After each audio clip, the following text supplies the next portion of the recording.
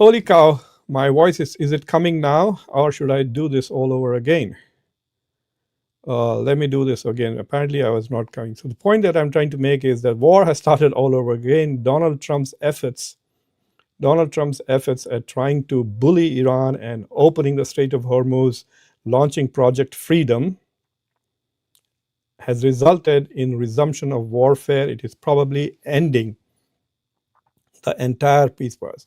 Donald Trump has made some really stupid decisions. He wants everything to end very quickly. So first he thought that I'll attack Iran, we will just bombard it, then the Iranians will surrender. Then I'll take this clown Raza Pahlavi and make him king of Iran, and he will recognize Israel and spend the rest of his life and all of Iran's resources advancing Israeli interest and like other Arab countries, and that's it. I'll be a great hero. Well, he didn't listen to his own intelligence. He didn't listen to his own generals. He only listened to Netanyahu. This is what American politicians do. Most of them do it because of money, the millions and millions of dollars that they get from AIPAC and other Israeli lobbies. Donald Trump has got hundreds of millions of dollars from people like Miriam Adelson and others. So all of that failed. All his claims, I have destroyed the Iranian Navy, I have obliterated the nuclear facilities, all of that is just bullshit. Okay, Iran still retains. According to the US intelligence, Iran has more missiles and more drones than the president thinks so. There's also this perception going around, especially J.D. Vance feels that Pete Hegseth is lying to the Trump, and Trump does not really know what's going on the ground. He's listening to Hegseth, who's lying to him. He's also listening to Netanyahu, who is always lying. He's the biggest liar in the world. So this is what has happened.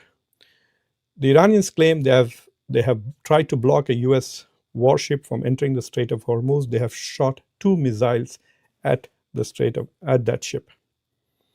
And they have hit it. The Americans claim that none of the US Navy ships have been hit. On the contrary, they feel that they have engaged with the Iranian Navy and they have sank 6 small Navy boats. There's no comment from Iran about the 6 Navy boats.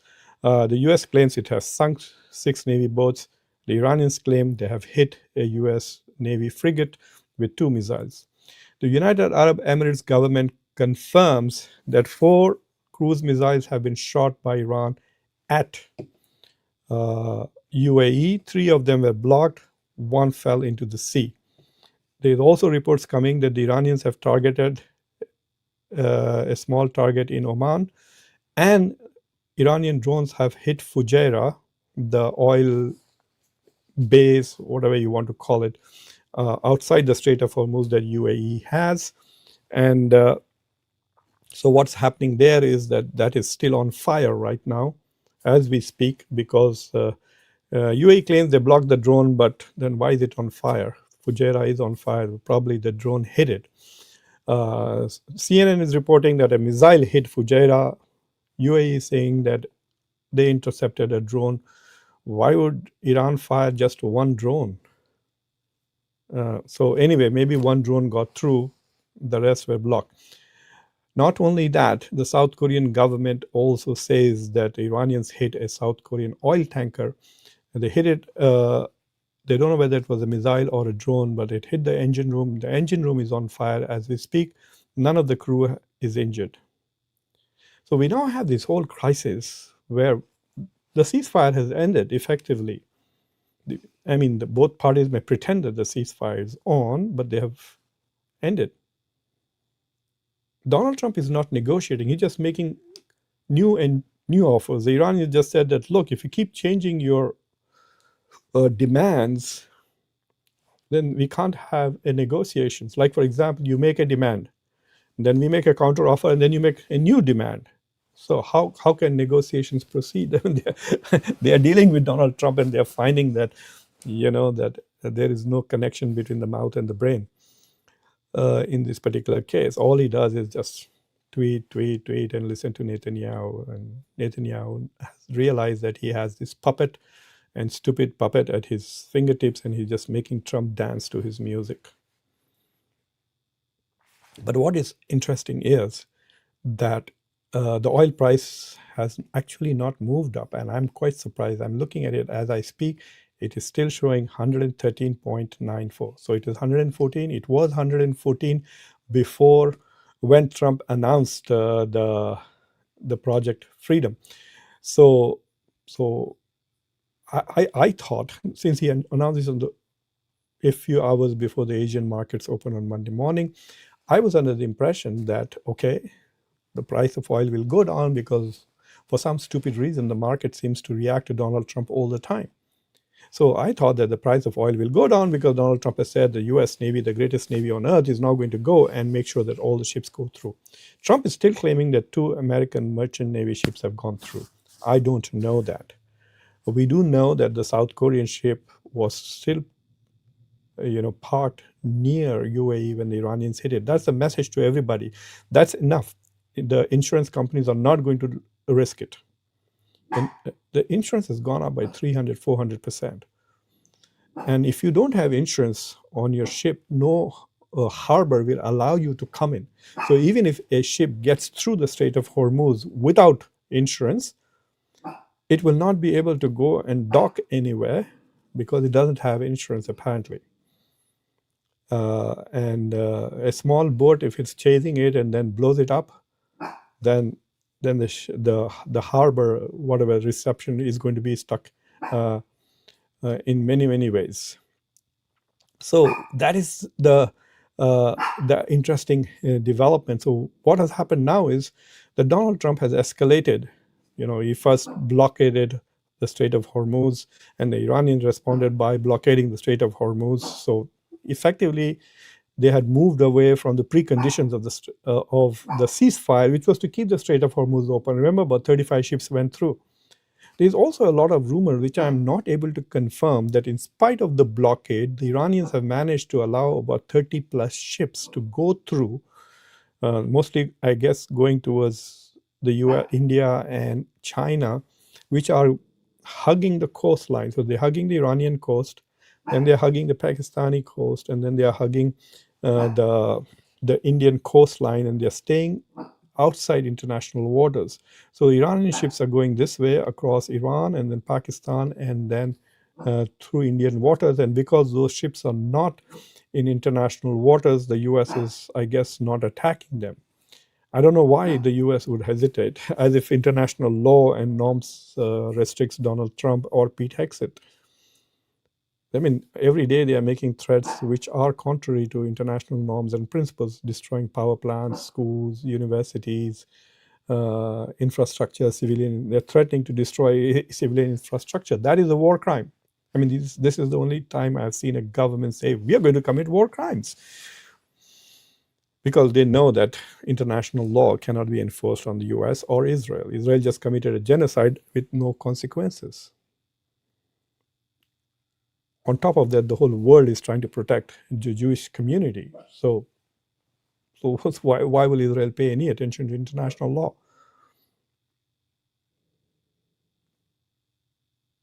So I have a feeling that Donald Trump is now stuck in an endless war with Iran. This low intensity war will continue endlessly for a year or so if he does not back off. I don't know what is going through his mind. He talks so much to the press but does not make sense. Absolutely does not make sense. It's apparently clear that his cognitive capabilities are steadily on the decline. The reporters ask him one question, he answers another thing, and then goes on and on and on about that.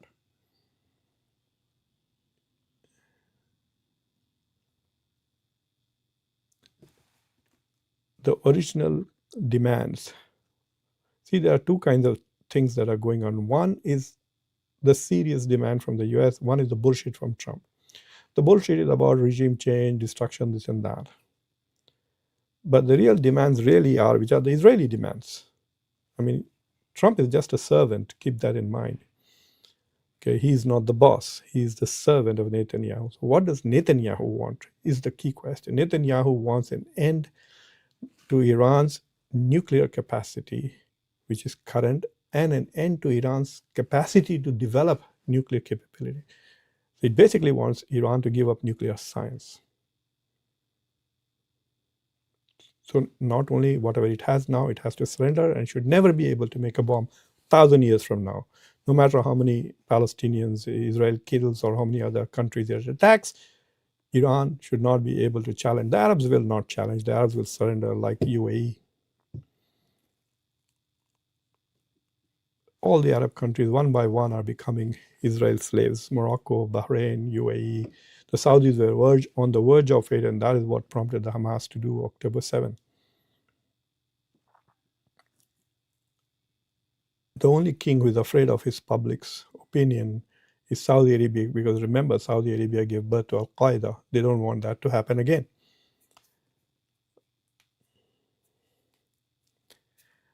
So what's going to happen is that unless there's some progress on the negotiations, the assumption that the blockade is going to hurt Iran and bring it to the table, it could. It is definitely going to hurt Iran's economy. Iran's economy in dollar terms is about $400 billion. It's so small. It's 1/3 of US defense budget, or less than half of US defense budget. It's a very small economy. And 10% of that comes from oil exports, which is $40 billion. So prevention of that will hurt Iran by $40 billion in a whole year. But Iran is now finding alternative land routes. It seems there's a new 6 routes open through Pakistan going to Pakistani ports. And then they are already beginning to ship oil by land to China. And China is standing firm, unlike India, which says, okay, fine, you said stop buying oil from Iran, we will stop buying oil from Iran. You said, okay, give up Chabahar port, we give up Chabahar port. And Iran, whatever America says, Narendra surrender is accepting it. But the Chinese have said, no way. They said, we don't accept your sanctions on Iranian oil. They are illegal, which is true. It's a unilateral. I mean, the US does not have jurisdiction over Iran or Russia or China. The only reason why the US is able to issue such sanctions is because it can punish people because of the dominance of dollar and the international payment systems, like using SWIFT, etc. So the international systems that the United States has created, now it is using them as weapons against other countries, which will in the future, countries will be reluctant to join the international systems that the US wants to create. So the Iranians and the Chinese have found alternative ways. They're obviously trading in yuan or even bartering. And so they don't have to worry about American sanctions at all. So in that sense, it is quite possible that Iran, which has a very resilient population and is used to sanctions, they've been under sanctions for 40 years, they may withstand longer than Donald Trump thinks. So they'll just hang in there, but can the Americans hang in there? This summer season is when Americans drive a lot, okay? Absolutely. I was just planning a trip to Chicago. And I drive an electric car, so I have a Tesla. I can drive through, but it's cheaper to charge after 11 p.m. than during the day. But if I'm driving long distance, then I would have to keep charging it. So it will cost me a lot of money. I'm thinking twice of doing that or not. I actually have to check and see if the cost of charging has gone up or not. I've not verified that, but the gas has gone up. In Chicago, it's $6 a gallon. It used to be $3. It's nearly doubled it. In some places in the United States, everywhere across the board, it's gone up from 25% to 35%. In some places, even more than that. And all Americans who are going to be driving are going to hate this. We don't have a good public transport systems. Yes, some cities like New York have a good metro system. But if you want to travel in this country, like in my house, there's no way. You cannot go and get a cup of tea anywhere without having to drive. There are no buses, no trains, nothing. And the distances are quite far. You can't just walk. You just can't walk. I'll have to walk at least a mile to get to the nearest gas station where you can get coffee and everything else. So that will be like a 40-minute trek going and coming. So we drive everywhere, and that's going to cost a lot. It's going to make a lot of people very angry. I had recently prepared a chart. If I still have it, I will share it with you about how the prices in the US have been going up as a result of this. I have this thing. Uh, I don't know whether I still have. Yeah, I just found it. I will share it with you. Okay, this is slightly older, which means things have gone up more. So in this, you can see the biggest and the highest uh, gases. Okay, so everywhere it has gone up. California, Washington, even this. This is at least I've taken till only April 30th. Okay, so today is May 4th, but 4.11 was the national average. Before that, it used to be 2.9191. So it's gone up by $1 20 cents, and $1.20 on $2.90 is pretty high. We are looking at 30 to 40%. So that is how much the gas prices in the US has gone. Will Americans tolerate? No. Americans are not used to hardship. People don't understand that. Americans think that they have a hard life. Even the poorest of Americans live comfortable life. They have air conditions, they have heaters in the winter, air conditions in the summer. The cars are air conditioned. Like my house is always 68-degree Fahrenheit. It doesn't matter whether it's winter or summer. The weather is just like this. And so the only time I experience the weather is when I walk from my house to the car. And now the cars are all sophisticated. We can turn on the heater or the AC before we go to the car. So the temperatures are at what we want. So Americans are not used to hardship like the Iranians are. So this is going to create a lot of problems for Donald Trump, where Americans start getting pretty upset about the economic situation as we get closer and closer to the midterm. The Republicans are all get very nervous. Many Republicans are resigning.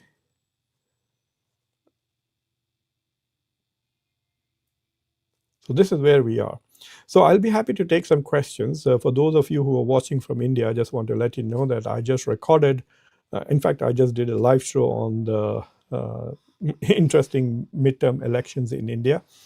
Do go and take a look at what has happened. And there has been some fascinating developments. BJP has won West Bengal in a massive way for the first time, and there have been the four big states: Assam, Bengal, Kerala, and Tamil Nadu. Except Assam, where BJP has increased its control on the state. All the other three states, basically, the incumbents lost. So it's a massive anti-incumbents. Mamta lost in Bengal. DMK lost in a big way in Tamil Nadu. The election of Tamil Nadu was quite fascinating. So please go and watch my take on it. It might be quite different from everybody else.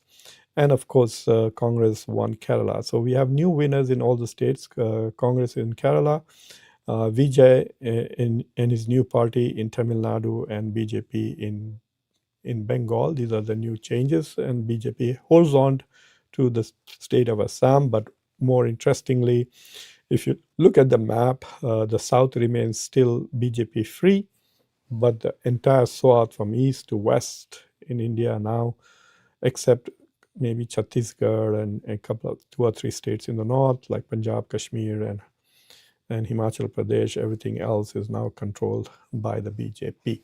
So anyway, you can watch that. If there are any interesting questions here, I'll be happy to address them. Sorry about the voice. I don't know what I did. I don't know how I blocked it. Anyway, but I appreciate the fact that you guys hung in there for a while. Okay, so I see a lot of no voices. I really, really am sorry. That's an interesting news. So the ship that the U.S. had seized, they have handed the crew to the Pakistanis apparently. There's an interesting question here. I don't understand how the Indian government managed to keep the petrol and diesel prices low during this crisis while prices increase across the. Well, India had strategic reserves, I think, for about a month or two. So they were using those strategic reserves. The second thing is that the Indian government stopped exporting oil and told people to supply the domestic market. The BJP government was determined to make sure that the prices did not go up domestically while all these elections are taking place. Can you imagine what would have happened in Bengal or other, even in Assam, if the price of gas, petrol, diesel, and gas cylinders had gone up? But now apparently the prices are beginning to go up. The price of the gas cylinder for domestic purposes has gone up by 60 rupees. The price for the commercial one, which used to be around 2,000 per cylinder, has gone up by 900 plus to about 3,000 rupees. The price of diesel has gone up a little, but they're still keeping the price of petrol control. What the Indian government is doing is it is forcing the public sector oil companies to basically absorb the losses. I don't know how long this is going to be, but they are going to do that. Unlike in Pakistan, where the Pakistani government is just extending it to the Pakistanis. So apparently, if the oil price goes up, the price on the gas station is going up in Pakistan. If the oil price goes down, it's going down, which means that the government is basically out of the business. And so the market is determining the oil prices in Pakistan, and they're in a really bad shape. I was on a couple of Pakistani shows, and I could see that their internet is not doing well. They're running out of power. In fact, one show had to reschedule, and he was saying, "Sir, we are going to be blackout. Can we do the show a bit early?" So yes, the crisis is going to go up. Whether the public gets higher prices now or later, the government, the Indian economy is going to be already paying a price, because it's not just the Indian economy, all the economies in the world, including the US, are paying. The only beneficiaries are really the Russian economy at the moment, which is selling price oil at market price for a change. Otherwise, for the last 3 years, they were selling it at a discounted price because it was not legal for them, or the US was not allowing them to sell oil, and so were the Europeans.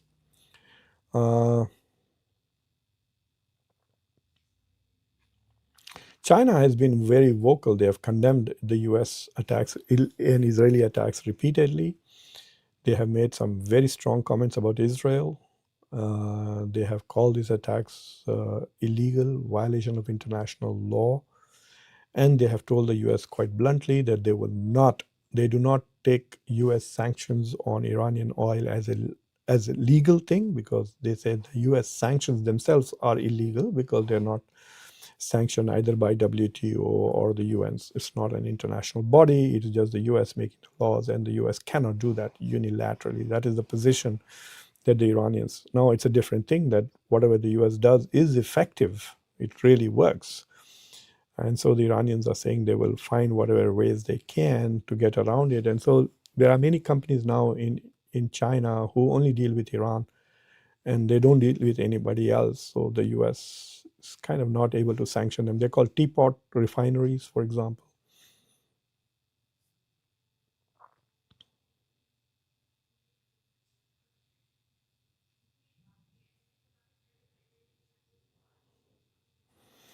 I don't know what you think, what you mean by that. Someone has to absorb the loss. India is not getting oil on a cheaper price. India is buying it at the same price everybody else. Different countries are managing it differently. So I have not checked what the prices of oil are inside China. So I cannot speak to it directly, but I will take a look at it, and maybe in subsequent shows I will answer this. It's not magic that India is keeping the prices down. It just means that the government is absorbing the loss, which means that the money that they could be using for buying votes and all these reveries, this is a reverie, you can say, keeping the price down. So that's a good question. Why not? Because ultimately they are scared of the US, all of these countries. Russia and China could have openly supplied Iran. Like, for example, Iran doesn't have a single S-400. If Iran had a few S-400, it would have been good for Iran as well as for Russia. They could have tested it, right, to see how S-400 works against the F-35s. But Iran had not. Now, I don't know why the Iranians didn't buy it and why the Russians did not sell it to them, but they could have shipped them a couple during this war. They didn't. And so They say the Chinese and Russians have provided intelligence, and now the Chinese have provided something called manpad. They're like the old Stinger missiles that the US has, and one of them was responsible for bringing the F-15 down. But we will see if the war begins seriously. We will know whether China has supplied some weapons, if Iran is able to fire them at the US and Israeli Air Force. We will know whether they hit or not. We will know. The Americans will talk about it and scream about it, and maybe sanction China in some way.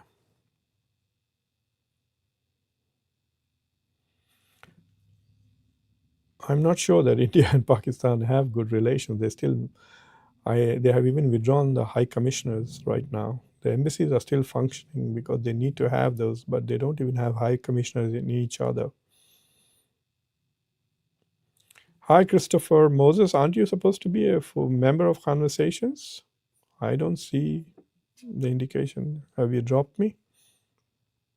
Tamil Nadu elections, yeah, I find that pretty fascinating, especially because the Tamil Nadu has been doing well economically. It's one of the best performing states in India, has GDP which is close to 4,000 plus dollars. Tamil Nadu is 5 or 6 times richer than Bihar and 3 to 4 times richer than UP.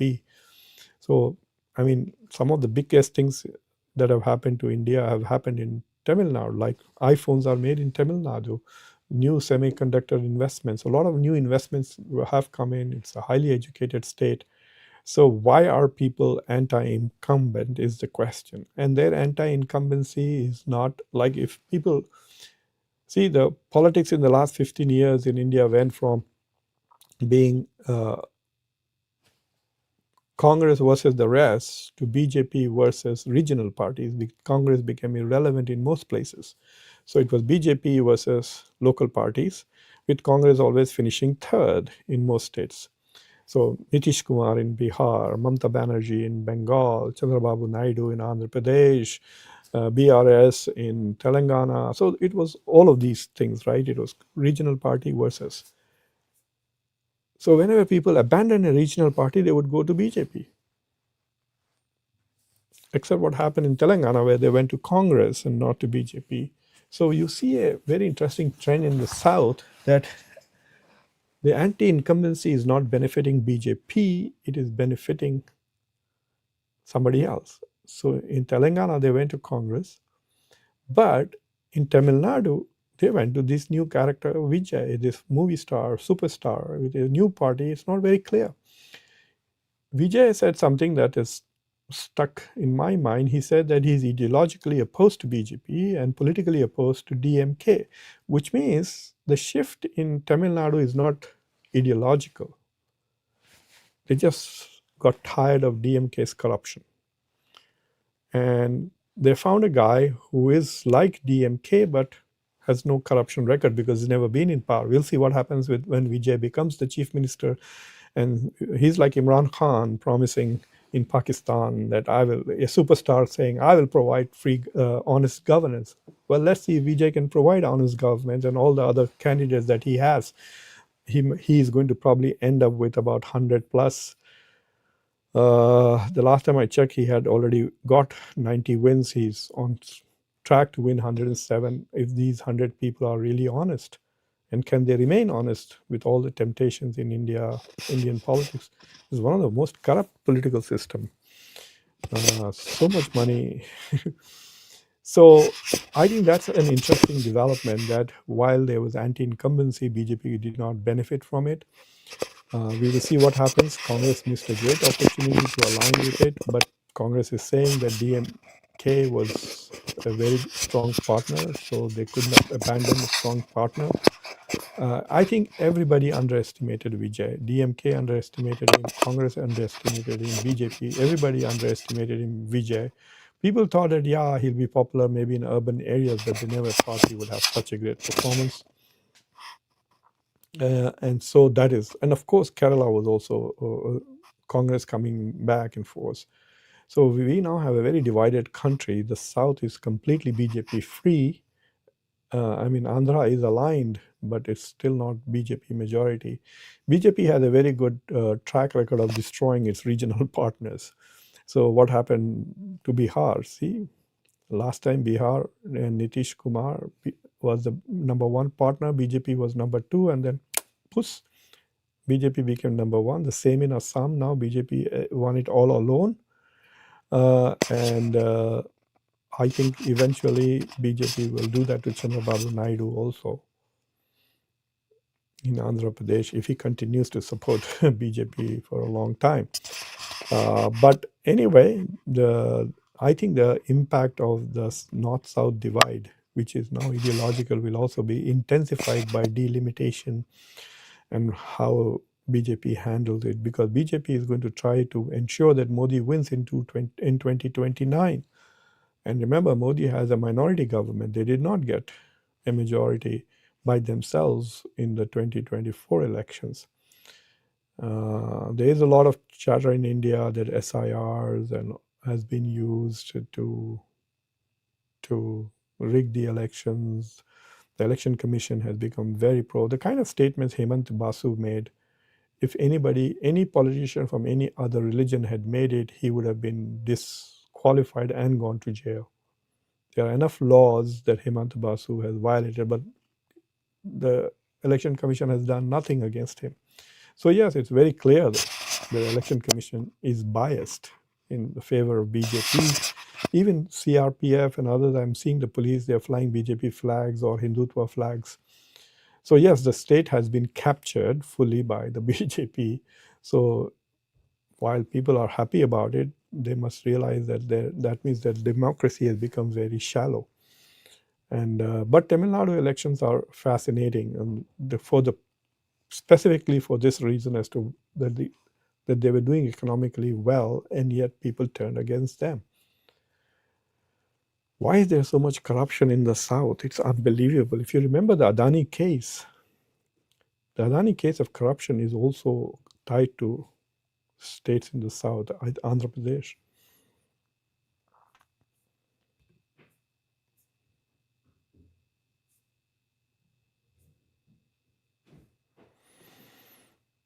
I don't know whether he was the most corrupt prime minister in the history of Pakistan, but he became corrupt, no doubt about it, because he brought in people.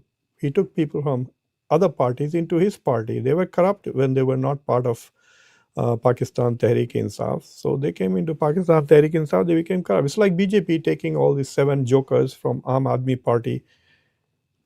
They are corrupt. That's why they left their party to join BJP, and now they are in BJP. In fact, I remember reading an article, I don't remember, some time ago, that a lot of people who left their parties and went into BJP actually did better than people who have been in the BJP for a long time. And many of them were actually corrupt. And so the ED and the CBI were investigating them. So they joined the so-called BJP's washing machine. And so they went through the BJP washing machine, became part of BJP, and where their cases were dropped against them. But if you're taking corrupt politicians into your party, it'll become corrupt too. So Imran Khan, whether he maybe personally may not have been corrupt, but he was surrounded by corrupt people. Plus, he used the army. The army, he was not elected. He was selected by the army. So if he's willing to go that route, the negative way, to win elections, then you can say he may not have been financially corrupt, but definitely was politically corrupt. He did not win the elections at all.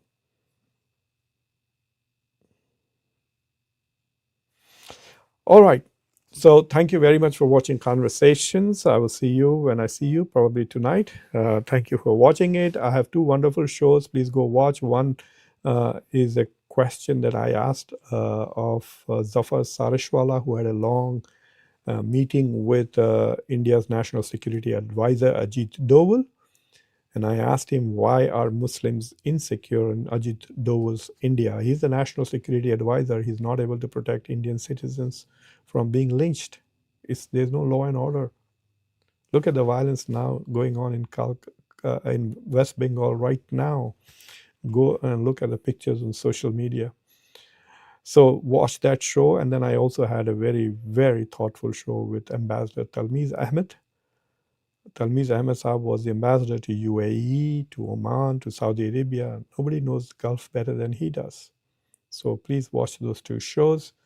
And if you're not subscribed to the channel, subscribe to the channel, like this video, press the bell icon, and share this video with your network.